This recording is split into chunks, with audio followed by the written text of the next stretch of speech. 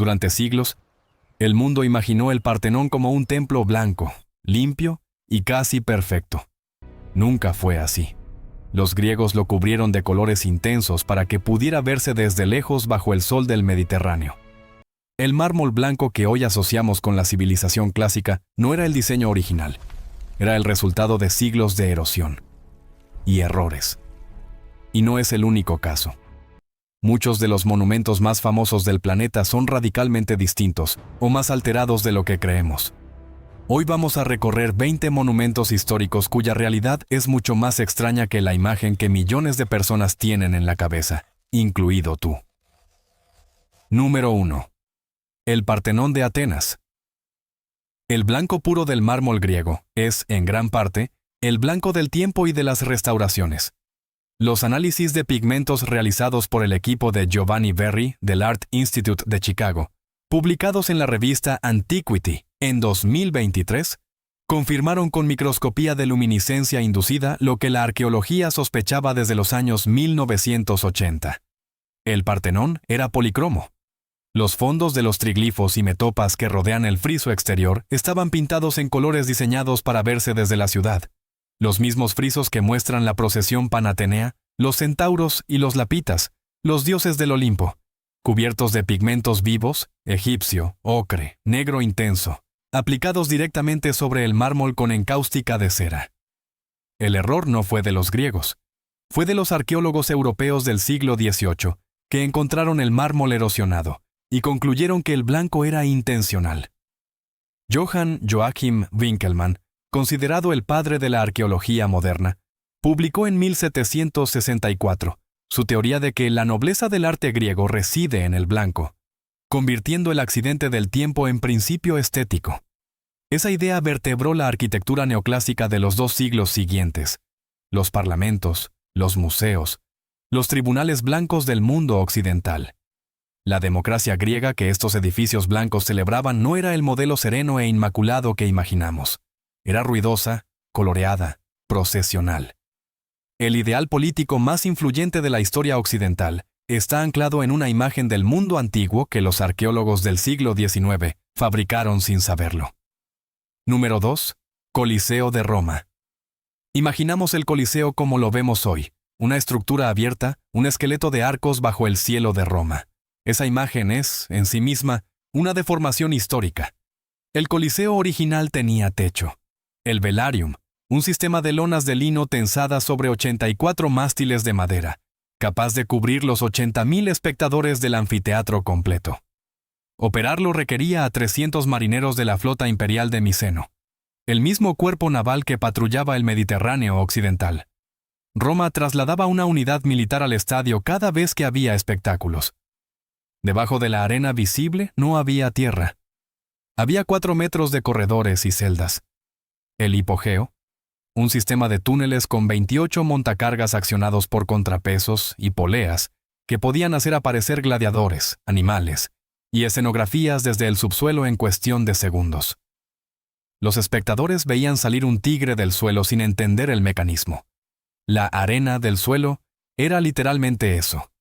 Arena de mar extendida sobre tablas de madera para absorber la sangre. Después de cada jornada de combates, se barría, se retiraba la madera manchada y se instalaba una nueva capa.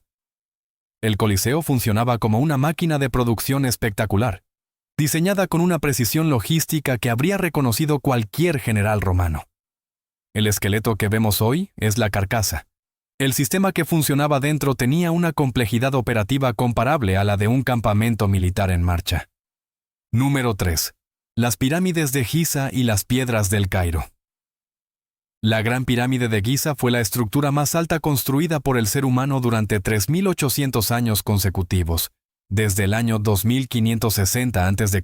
hasta el 1311 después de Cristo, cuando la Catedral de Lincoln terminó su aguja central en Inglaterra. Ningún otro edificio en la historia humana ha mantenido ese récord ni remotamente. La muralla de China tardó 2.000 años en construirse. La Gran Pirámide tardó aproximadamente 20 años. Su base es tan perfectamente cuadrada que la diferencia máxima entre sus 4 lados es de 230 metros con una variación de apenas 58 centímetros error del 0,25%. En el siglo XXI, con maquinaria de precisión digital, los arquitectos considerarían esta tolerancia respetable para una estructura permanente. Los papiros de Wadi el-Jarf, descubiertos en 2013 en la costa del Mar Rojo y datados en torno al año 2560 a.C., son los documentos escritos más antiguos conocidos del mundo. Contienen los registros de administración de las obras, nombres de cuadrillas, raciones diarias de cerveza y pan, traslados de caliza desde las canteras de Tura cruzando el Nilo. Los trabajadores no eran esclavos. La documentación registra turnos rotativos, pagos en especie y atención médica para los heridos en la construcción. La pirámide más grande construida por el ser humano fue gestionada por una burocracia tan rigurosa que sus papeles sobrevivieron 4 milenios y medio. Pero la Gran Pirámide que vemos hoy es aproximadamente 8 metros más baja que la original. Y su aspecto era completamente distinto. La pirámide original estaba revestida por completo con bloques de caliza de Tura, una piedra de grano fino traída de las canteras al otro lado del Nilo. Pulida, cada bloque encajado con precisión milimétrica. El resultado era una superficie casi perfectamente lisa, de un blanco cegador bajo el sol, visible desde el litoral del Mediterráneo, a 150 kilómetros de distancia. Heródoto la describió brillando como si hubiera sido fabricada con luz. Las piedras de revestimiento fueron retiradas sistemáticamente entre los siglos XIII y XV para construir el Cairo medieval. Las mezquitas, los palacios y los muros de la ciudad vieja del Cairo contienen, en sus cimientos, las partes más exteriores y más perfectas de la pirámide más famosa del mundo.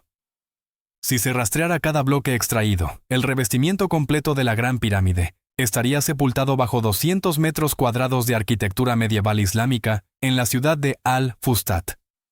La versión que acaba de escucharse es la más documentada disponible. Los historiadores debaten si el proceso fue completamente destructivo o si quedó algún sector intacto oculto bajo la arena. Lo que no está en debate es que la pirámide visible hoy no tiene el aspecto que tuvo durante los primeros 4000 años de su existencia. El monumento más reconocible de la historia humana es, en realidad, el interior de sí mismo. Número 4. Torre de Pisa. La Torre de Pisa empezó a inclinarse durante su propia construcción, en 1173, antes de completar el tercer piso. El suelo blando de arcilla y arena al sur no soportó el peso. Los constructores intentaron compensar la desviación ajustando la altura de los pisos superiores. Por eso la torre tiene una leve curvatura en su eje vertical. Entre 1990 y 2001, un equipo internacional de ingenieros extrajo 40 toneladas de tierra del lado norte para reducir la inclinación. ¿Lo consiguieron? La torre recuperó 50 centímetros de verticalidad. Hay un detalle en ese proceso que raramente se nombra con tanta claridad. Hubo un momento preciso, en el año 2001, donde personas con información técnica exacta tomaron la decisión formal de detener la corrección. El expediente técnico estaba abierto. Los ingenieros podían seguir. Eligieron no hacerlo. Pisa recauda 30 millones de euros al año en turismo generado directamente por la inclinación. Número 5. Stonehenge. Entre 1901 y 1964, la mayoría de los pilares y dinteles que vemos hoy en Stonehenge fueron levantados, reposicionados o fijados en cemento por equipos de ingeniería del siglo XX, usando grúas industriales, excavadoras y maquinaria de construcción moderna. El proceso fue documentado en detalle por English Heritage. En 1901, una primera intervención enderezó una piedra que se inclinaba peligrosamente y la embutió en hormigón. En la década de 1920, bajo la dirección del coronel William Hawley, 6 piedras más fueron movidas y reerigidas. En 1958, se usó una grúa diseñada para mover aeronaves pesadas, con capacidad de 60 toneladas, para levantar y recolocar el gran trilito que había caído en 1797. En 1964, en la fase final, 4 piedras más fueron fijadas para evitar su colapso. Las fotografías del proceso de 1958 son extraordinariamente específicas. La misma tecnología usada para operar los Spitfire de la Segunda Guerra Mundial fue desplegada junto a un montículo de tierra de 5 milenios de antigüedad. Obreros en 1900 traje con corbata, fumando en pipa, junto a una máquina de 60 toneladas, y losas que los druidas habían movido en trineos de madera. El siglo XX y el tercer milenio antes de Cristo, en el mismo encuadre. El arqueólogo Christopher Chippindale, del Museo Arqueológico de la Universidad de Cambridge, escribió que no hay mucho de lo que vemos en Stonehenge que no haya sido tocado de alguna forma. La guía oficial del sitio no mencionó las restauraciones del siglo XX durante décadas. Stonehenge existe desde hace 5.000 años. Lo que visitamos hoy es una interpretación de Stonehenge realizada en el siglo XX, basada en criterios arqueológicos de la época, con las herramientas disponibles entonces. Eso no lo hace menos real, pero sí lo hace diferente de lo que creemos ver cuando miramos las fotografías. Número 6. Cristo Redentor. El Cristo Redentor de Río de Janeiro, con sus brazos abiertos sobre el pan de azúcar. Es una de las imágenes más reconocidas del siglo XX. El diseño de brazos extendidos casi no llegó a existir.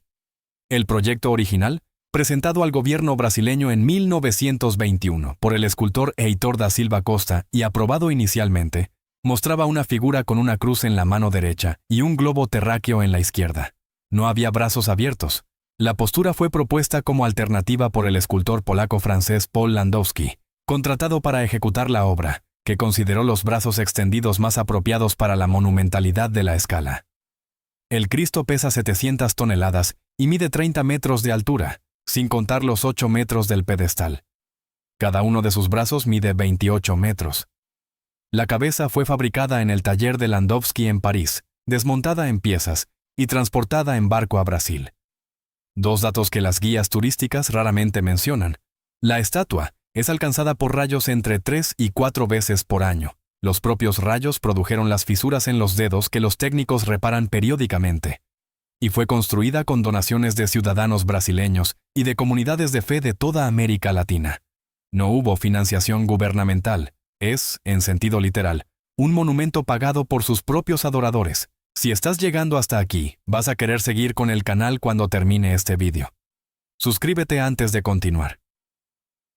Número 7. Estatua de la Libertad. El escultor Auguste Bartholdi diseñó originalmente la figura para la entrada del Canal de Suez en Egipto. Una mujer árabe con una antorcha que representaría a Egipto portando la luz de Asia. El Khedive Ismail rechazó el proyecto por su coste. Bartholdi conservó los planos y años después los modificó para la propuesta norteamericana. La estatua fue un regalo del pueblo francés al pueblo estadounidense, pero pagado por el pueblo francés mediante subscripción popular, sin fondos gubernamentales del gobierno de la Tercera República. El pedestal, en cambio, debía financiarlo Estados Unidos. El proceso arrastró años de demora hasta que Joseph Pulitzer lanzó una campaña en su periódico New York World, ofreciendo publicar el nombre de cada donante. Recaudaron $100,000 en 5 meses, con contribuciones de entre 1 centavo y $100. La estatua llegó a Nueva York en 1885 desmontada en 214 cajas. Tardó 4 meses en ensamblarse sobre el pedestal. Cuando se inauguró en octubre de 1886, era de color cobre rojizo brillante. El verde que asociamos hoy con la estatua tardó 20 años en aparecer, por la oxidación del metal en el ambiente marino del puerto. Número 8.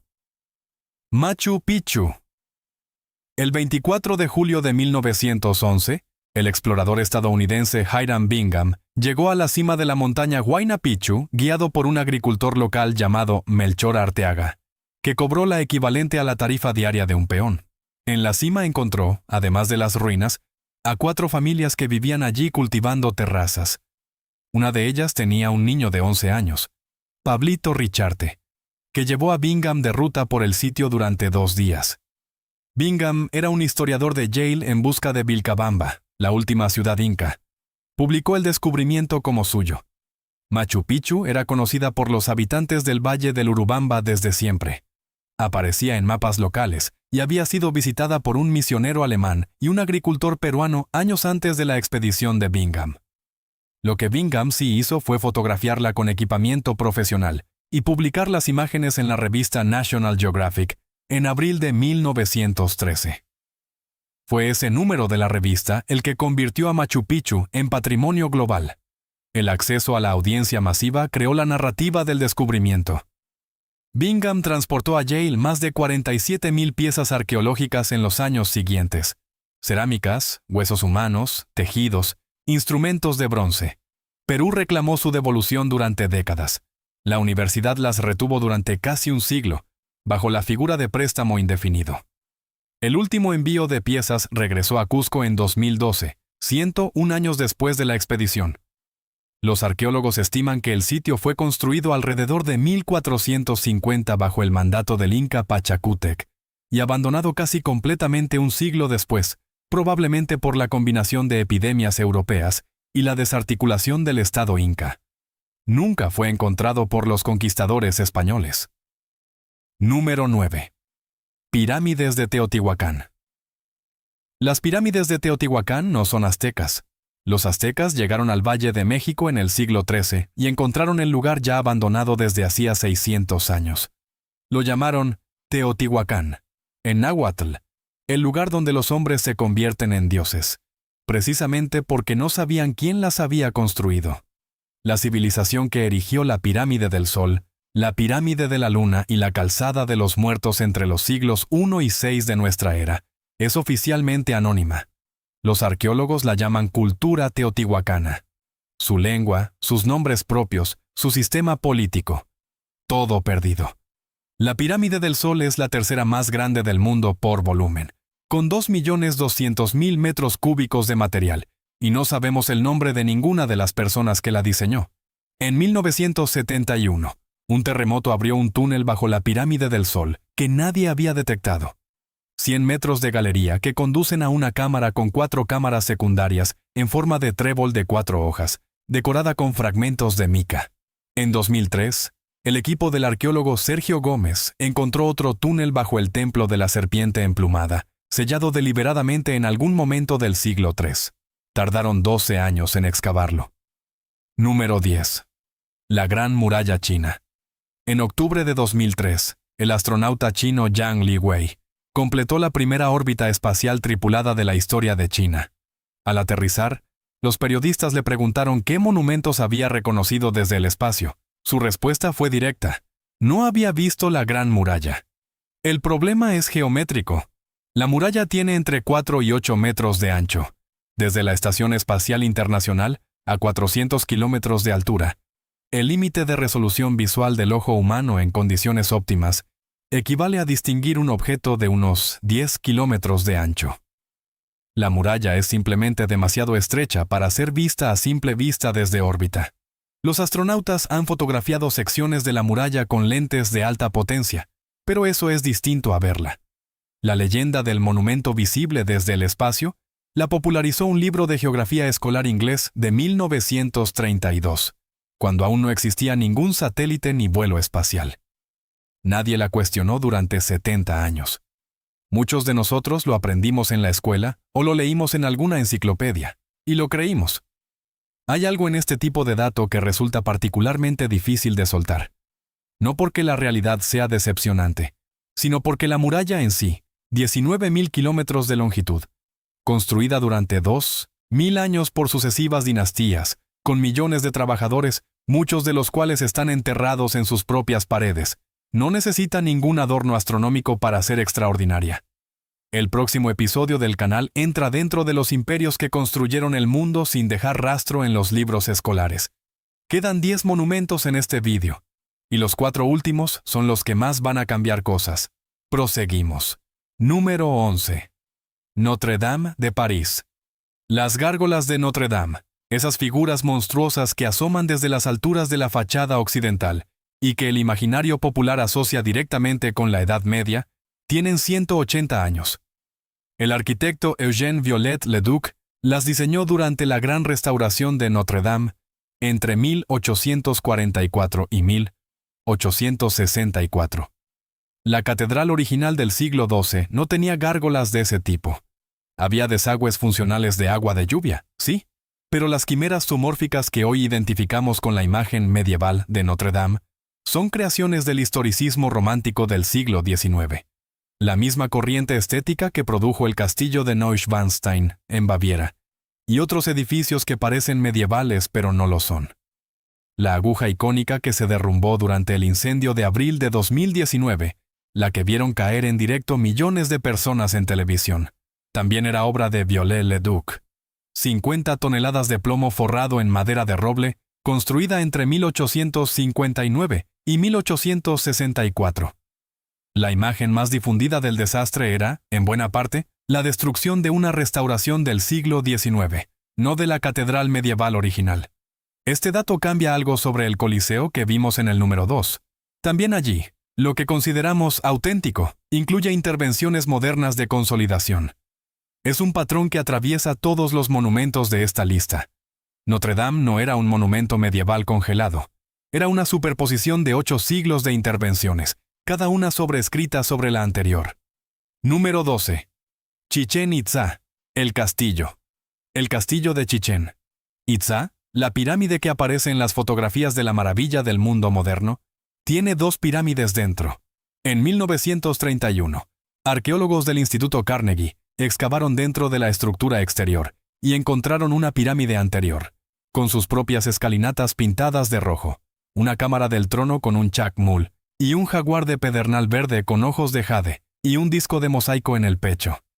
Esa pirámide interior data aproximadamente del año 900 después de Cristo y estaba perfectamente conservada porque la exterior la protegió del tiempo.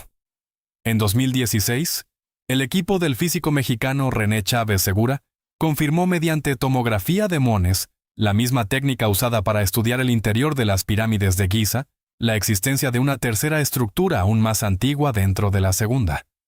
Una pirámide dentro de una pirámide dentro de una pirámide. Las mismas mediciones detectaron algo más. Una cavidad de agua subterránea exactamente debajo del eje central de la pirámide exterior. Los mayas construyeron el castillo sobre un cenote, una cueva con agua dulce de origen kárstico, de forma deliberada. El agua era sagrada en la cosmología maya, y la pirámide se convierte, en esta lectura, en un templo edificado sobre el acceso al mundo subterráneo. La monumentalidad visible era solo la mitad de la estructura. Cada generación de constructores mayas sepultó el trabajo de la generación anterior sin destruirlo. Aquí no hay ruinas.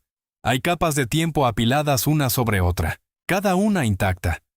Ese dato de la pirámide interior, 10 metros de altura bajo toneladas de piedra, sin abrir todavía, es el que más cambia la escala del resto. Los 3 puestos finales van a mostrar algo igual de impactante sobre monumentos que todos creíamos conocer completamente. Número 13. Pompeya. La imagen de Pompeya como ciudad congelada en el tiempo, atrapada en el instante exacto de la erupción del Vesubio, es una construcción arqueológica parcialmente falsa. Los geólogos y arqueólogos estiman que alrededor de 11.000 personas vivían en Pompeya en el año 79 después de Cristo. Los cuerpos encontrados en las excavaciones desde el siglo XVIII hasta hoy suman aproximadamente 2.000. La diferencia, 9.000 personas, escapó. Las erupciones volcánicas del Vesubio no son instantáneas. La primera fase, que expulsó ceniza y piedra pómez, duró 18 horas, tiempo más que suficiente para salir de la ciudad a pie. La ciudad congelada que visitamos hoy es el resultado de 2 siglos de arqueología selectiva. Se excavaron los edificios con mayor valor monumental, se restauraron las paredes, se recolocaron mosaicos y frescos y se crearon los célebres moldes de yeso de las víctimas inyectando material en las cavidades dejadas por los cuerpos descompuestos. Algunos de esos moldes datan de intervenciones del siglo XIX. Para ser precisos, Pompeya no está congelada en 79 después de Cristo. Está congelada en distintos momentos entre 1748 y el presente, según el sector que se visite. Los arqueólogos lo saben. Los carteles turísticos, en su mayoría, no lo mencionan. Número 14. La Gran Esfinge de Giza. Napoleón Bonaparte destruyó la nariz de la esfinge con un cañonazo durante su campaña de Egipto en 1798. Esta es quizás la historia apócrifa más citada sobre monumentos en la historia moderna. No hay una sola fuente contemporánea que lo respalde. Los dibujos del científico danés Frederick Ludwig Norden, publicados en 1757, 41 años antes de la llegada de Napoleón, muestran a la esfinge ya sin nariz. La descripción más temprana de su ausencia data de 1378, cuando el historiador árabe al-Makrisi registró que un fanático religioso llamado Muhammad Saim al-Dar mutiló el rostro de la esfinge para protestar contra las ofrendas que los campesinos egipcios le hacían como si fuera un ídolo. Fue linchado por sus propios contemporáneos. La nariz medía más de 1 metro de longitud. Los análisis de los restos del rostro muestran marcas de cincel, consistentes con destrucción deliberada, no con erosión ni impacto de proyectil. Cuando lleguemos al número 19, vas a entender por qué todo lo que nos enseñaron sobre cómo deben verse los grandes edificios estaba construido sobre una equivocación de siglos. Número 15. El Coloso de Rodas. La imagen del Coloso de Rodas con las piernas abiertas ahorcajadas sobre la entrada del puerto, con los barcos pasando por debajo, es medieval. Fue inventada en un texto griego del siglo VII después de Cristo por el cronista Constantino de Rodas, escrita 600 años después de la destrucción de la estatua. Los historiadores del período helenístico, incluido el propio Plinio el Viejo que escribió sobre el coloso en el siglo I después de Cristo, no describen esa postura. Las excavaciones arqueológicas en la ciudad de Rodas no han encontrado ningún rastro de las enormes cimentaciones que habrían sido necesarias para soportar una estructura de ahorcajadas sobre el canal de entrada, de aproximadamente 400 metros de ancho. El coloso fue, con alta probabilidad, una estatua convencional ubicada en tierra firme junto al puerto. Con 32 metros de altura, equivalente a un edificio de 10 pisos, ya habría sido la estructura erguida más alta del mundo mediterráneo en su época, sin necesidad de ninguna leyenda. La estatua sobrevivió 54 años. Un terremoto en 226 a.C. la derrumbó. Los rodios la dejaron caer sin reconstruirla, según el oráculo de Delfos que así lo mandó. Permaneció en el suelo durante 9 siglos. En 654 después de Cristo, los árabes vendieron el bronce como chatarra a un comerciante de Emesa.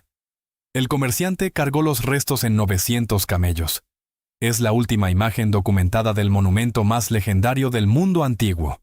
Una columna de 900 animales atravesando el desierto con los fragmentos de una de las 7 maravillas del mundo antiguo, distribuidos en sus alfabetos. Número 16. Palacio de Versalles. El palacio más suntuoso de Europa en el siglo XVII albergaba entre 4.000 y 10.000 personas en sus instalaciones según la temporada. Nobles, sirvientes, soldados, artesanos y familiares del rey. El problema es que el palacio construido bajo Luis XIV no tenía retretes en ninguno de sus 1.400 cuartos, ni en sus 15.000 metros cuadrados de salones. Los cortesanos utilizaban orinales portátiles. Los visitantes, y en muchos casos los propios nobles, se aliviaban en los corredores, detrás de las estatuas de mármol y en los rincones de las escaleras. Los testimonios de visitantes extranjeros del siglo XVII son unánimes en describir el olor de Versalles como insoportable en verano. El rey mismo, según los registros de sus médicos personales, se bañaba completo aproximadamente 2 veces al año. Las grandes ceremonias del calendario real, la procesión del Corpus Christi, los bautizos, las misas de estado, se celebraban con frecuencia en los jardines del palacio o en los patios abiertos. Los diarios privados de los cortesanos que han llegado hasta nosotros son inequívocos sobre la razón práctica de esa preferencia, aunque ningún documento oficial la menciona.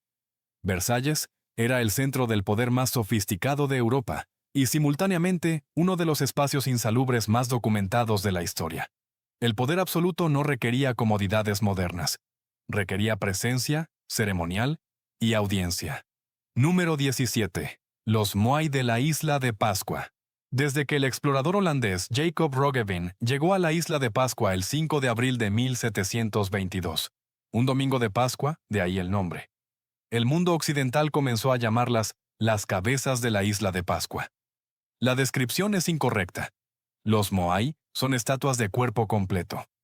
Los arqueólogos lo sabían desde 1914, cuando las primeras excavaciones en la ladera del volcán Rano Raraku revelaron torsos completos enterrados bajo la tierra. Aproximadamente 150 de los 987 Moai catalogados están hincados hasta los hombros en la ladera volcánica.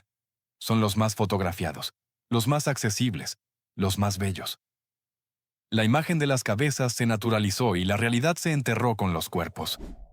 El Easter Island Statue Project de UCLA excavó 2 de esas estatuas entre 2010 y 2014. Los torsos tenían hasta 9 metros de altura bajo el nivel del suelo. Las inscripciones que cubrían los cuerpos enterrados estaban perfectamente preservadas porque la tierra las había protegido del viento y la lluvia durante 700 años. La superficie visible de cada moai no conservaba ninguna de esas marcas. Las marcas en los cuerpos enterrados contienen información sobre la identidad y el rango de los ancestros representados. Número 18. Hagia Sophia. Hagia. Sofía tiene 4 identidades oficiales en 1500 años. Fue iglesia cristiana durante 916 años. Mezquita islámica durante 481. Museo secular durante 77. Y volvió a convertirse en mezquita activa en 2020. El emperador Justiniano I la construyó en Constantinopla en tan solo 5 años y 10 meses, entre 532 y 537 después de Cristo, una velocidad que los ingenieros modernos califican de extraordinaria dado que su cúpula central de 31 metros de diámetro no fue superada en tamaño por ninguna otra cúpula en el mundo durante 1000 años, hasta que Brunelleschi terminó la cúpula del Duomo de Florencia en 1436. Cuando los otomanos de Mehmed II tomaron Constantinopla en 1453, el sultán entró a la catedral, ordenó detener cualquier daño a sus muros, y la convirtió en mezquita el mismo día. Los mosaicos de Cristo y los santos quedaron cubiertos con yeso, no destruidos. Cuando el yeso se retiró durante las restauraciones del siglo XX, los mosaicos bizantinos estaban perfectamente conservados debajo. 4 siglos de tiempo detenido bajo una capa de cal. Es el único monumento del mundo que puede mostrar en sus propias paredes, simultáneamente, imágenes sagradas de 2 religiones monoteístas distintas. No porque alguien lo planeara, sino porque nadie destruyó del todo lo que existía antes. Número 19. Taj Mahal. La leyenda circula en todos los libros escolares. Shah Jahan, el emperador mogol que construyó el Taj Mahal en memoria de su esposa Mumtaz, ordenó cortar las manos de cada uno de sus arquitectos y artesanos para que jamás pudieran crear algo igual. No hay ni un solo documento que lo confirme, ningún registro de la época, ningún testimonio contemporáneo, ningún archivo imperial. La historia de las manos cortadas apareció por primera vez en textos europeos del siglo XIX, 200 años después de la construcción. El registro histórico es preciso en esto. El Taj Mahal tardó 22 años en completarse, entre 1632 y 1653. Empleó a 20.000 trabajadores de forma simultánea, y al menos 28 tipos distintos de piedras semipreciosas fueron incrustados a mano en el mármol blanco. Lapislázuli de Afganistán, cornalina de Arabia, jaspe del Punjab. Para entender la escala, si se colocaran uno a uno todos esos encastres en línea recta, cubrirían 5 campos de fútbol, solo en la tumba central. El Taj es el único monumento del mundo construido por un estado imperial específicamente para una sola mujer fallecida. Y la historia que la leyenda del arquitecto mutilado oscurece completamente es esta. El propio Shah Jahan fue encarcelado por su hijo Aurangzeb en el fuerte de Agra, en 1658. 8 años después de completar el mausoleo. Los últimos 7 años de su vida los pasó preso en una habitación con una sola ventana, desde la que podía ver, a 4 kilómetros de distancia, la silueta del Taj Mahal. Murió mirándolo en 1666. Está enterrado junto a Mumtaz en el interior del mismo mausoleo. Número 20. Angkor Wat. En el imaginario popular, Angkor Wat es un templo perdido en la jungla, descubierto por exploradores europeos en el siglo XIX. La realidad es otra. Angkor fue, en el siglo XII, la ciudad más grande del mundo conocido. Investigadores de la Universidad de Sydney, usando tecnología de radar aéreo LIDAR, sobre la selva camboyana, documentaron en 2012 una red urbana de 760 kilómetros cuadrados, comparable en extensión a Los Ángeles. 1 millón de personas vivían allí cuando la Catedral de Notre Dame de París era apenas un proyecto. El Baray Occidental, el principal depósito hidráulico de Angkor, Medía 8 kilómetros de largo por 2 de ancho. Construido íntegramente por mano humana, almacenaba suficiente agua para irrigar toda la red urbana durante los meses de sequía del monzón. El ingeniero hidráulico más avanzado de Europa medieval habría necesitado semanas solo para entender su geometría. La jungla creció sobre Angkor después de su abandono gradual en los siglos XIV y XV, probablemente por la confluencia de sequías documentadas y presiones geopolíticas del reino tailandés de Ayutthaya. Los monjes del templo central nunca se fueron. Angkor Wat estuvo habitado de forma continua desde su construcción hasta hoy. El francés Henri Mouhot, a quien se atribuye el descubrimiento en 1860, llegó a un lugar conocido, habitado y cartografiado por sus propios habitantes. Él lo describió para una audiencia europea que nunca había oído hablar de él. Esa diferencia de audiencia es la que convirtió una visita en un descubrimiento. 20 monumentos. 20 realidades más grandes que sus propias leyendas. Pero hay algo que los une a todos, más allá de la geografía. Los monumentos no mienten. Son los relatos que construimos sobre ellos los que se adaptan a cada época. Y cuando los relatos caen, lo que queda siempre es más extraordinario que la fábula que los reemplazaba. Todo monumento grande es, en algún nivel, el retrato de los miedos y los deseos de quienes lo restauraron. La piedra dura más que los motivos de quienes la pulieron. ¿Cuál de los 20 fue el que más te impactó? ¿El Partenón pintado de colores? ¿Las pirámides de caliza blanca que construyeron el Cairo medieval? ¿O alguno de los otros? Cuéntamelo en los comentarios. Me interesan especialmente los que rompieron algo que creíais saber con certeza. Y si llegaste hasta aquí, hay muchos más episodios en el canal. En el próximo vamos a entrar dentro de los imperios que dominaron el mundo durante siglos, y las realidades que sus propios historiadores oficiales prefirieron silenciar. Suscríbete para verlo cuando salga. La palabra de este episodio es monumentos. Si quieres que sepa que lo viste completo, escríbela en los comentarios.